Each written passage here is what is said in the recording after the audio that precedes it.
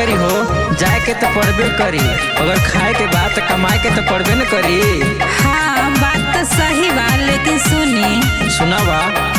काहे क बगी या लगाया हो कि काहे फूलवारी या हो कि काहे फूलवारी नु हो मोरे राजा काहे के लाया हगवानावा हो तू जाला मधुबनावा हो तू जाला मधुबनावा नु हो।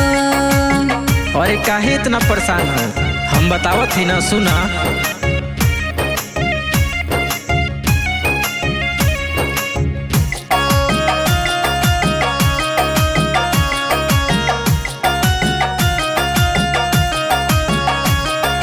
देखने को बगी या लगाए हो महके फूलवारी या हो महक फूलवारी या नु हो मोरे रनिया बिहासे के लाए तोर गवानावा हो चलीले मधुबनावा हो चलीले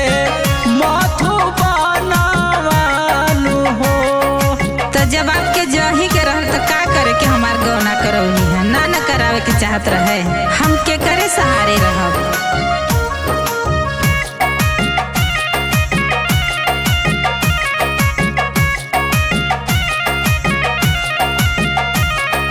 के कर के सौपा तू बागिया होता के करा फूलवारिया हो तू के करा फूलवारिया नु हो मोरे राजा के करा के अप निरानियावा हो तू जाला मधुबनावा हो तू जाला मधुबनावा नु हो।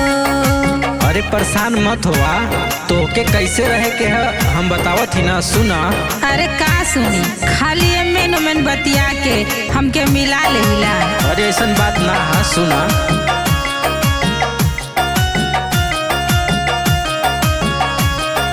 मलिया के सोपे हई बागिया हो भौरा के फूलवारिया हो भौरा के फूलवारिया नु हो मोरे रनिया लहुरा देवर के तोर उमरिया हो चलीले मधुबनावा हो चलीले मधुबनावा नु हो।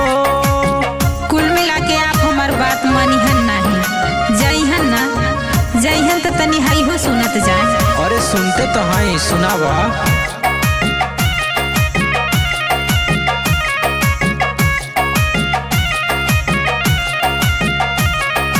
जब मोर कपा रादू खाई हई हो कमारी या पीराई हई हो कमारी या पीराई हई हो मोरे राजा अंतर भीतर के दरा दिया हो हमके का रासे कहबई हो कि के का रासे कहबई हो। बताई हम कैसे कहब? हाँ हो, बात तो सही बा, लेकिन हम ओकरो उपाय करके जाते हैं, सुना। अच्छा अच्छा अच्छा, तो इहो बता देंगे।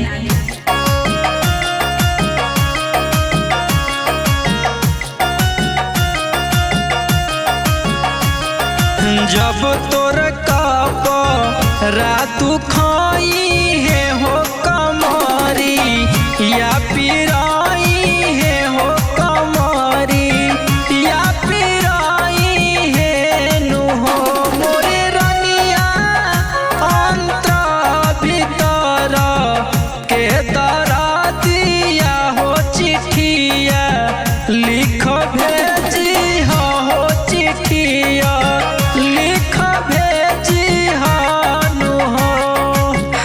एकदम पगले समझत हई, निर्मोही हई काजी।